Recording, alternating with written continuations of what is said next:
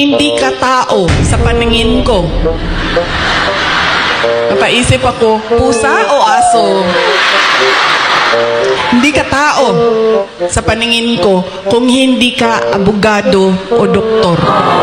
Totoo yan. So, syempre, pag ikaw bata ka, diba? Papasok yan paulit-ulit dyan sa iyo. Hindi nila alam, yung mga magulang ko, nag-apply ako sa University of the Philippines. Sobrang excited ko. Sabi ko sa mga magulang ko, pumasa ako ng UP Diliman yun eh. Pero political science kasi yung kurso. Nag-wild, naggalit si PRD. Sabi niya, di ba, sabi mo, simula nung bata ka pa, gusto mo maging doktor? Pre-med ba ang political science? Hindi ka pwede pumasok ng University of the Philippines. Dahil kilala ko ang ugali mo. Anak kita. Alam ko kung anong ugali mo. Sabi niya, marirecruit ka lang ng makabayan,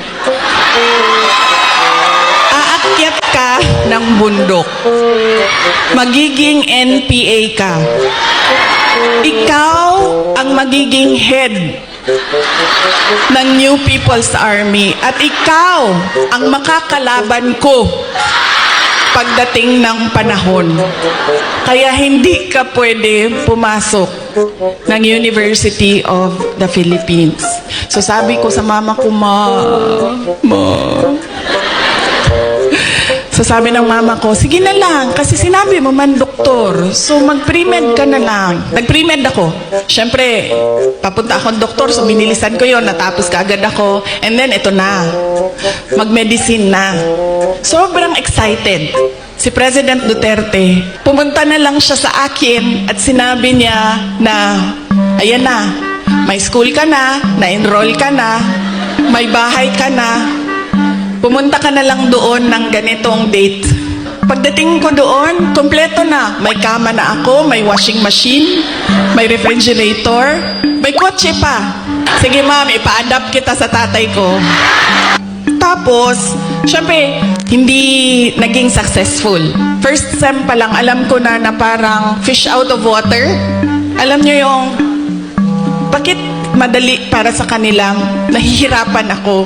Tapos dumating ang second sem na halos hindi na ako pumapasok. So kinabahan na ako. 'Di ba sa probinsya, sa Manila kasi ako nag-med school. Pag ipadala ka sa Manila, parang malaking send-off 'yon. Congratulations sa anak ko, graduate ng ganito. So ako, syempre kinabahan na ako kasi hindi ako makakauwi. Pinadala ako sa Manila para maging doktor. Tapos uuwi ka, drop out. Pinag-iisipan ko ang kapalaran ko. Well, sabi naman ng tatay ko, doktor daw o abogado. So dito na lang ako sa abogado. So lumipat ako, nag-apply ako sa San Beda College kasi at the time na nagdesisyon ako, San Beda College na lang yung bukas. So hindi ko pa sinabi kaagad na nasa San Beda na ako. Nalaman na lang nila dahil nagsabi ang driver, hindi na yan siya pumupunta ng Cavite, lagi kaming nandyan sa Menjola. Nung nalaman niya na nasa law school ako, mas excited siya. Nung mga panahon na nag-aaral ako sa law school, may mga panahon na papagalitan din ako na sinasabi niya sa akin, alam mo, kung hindi mo ayusin yung law school mo, magiging kabit ka lang ng politiko.